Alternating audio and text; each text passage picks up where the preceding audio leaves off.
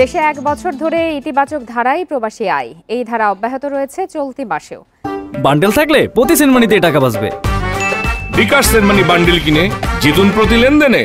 কেন্দ্রীয় ব্যাংকের সবশেষ হিসাবে অক্টোবরের প্রথম ২৫ দিনে দেশে ২০৩ কোটি ২৯ লাখ ডলার রেমিট্যান্স পাঠিয়েছেন প্রবাসীরা।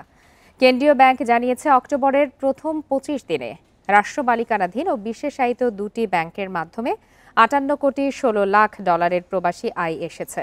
এছাড়া বেসরকারি ব্যাংকে ১৪৪ কোটি ৬৩ লাখ ডলার ও বিদেশি ব্যাংকে ৪৮ লাখ ৭০ হাজার ডলারের প্রবাসী আয় এসেছে।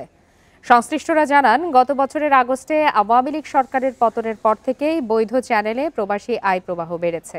এছাড়া ডলারের উচ্চ দামও বৈধ পথে প্রবাসী আয় পাঠাতে উৎসাহিত করছে।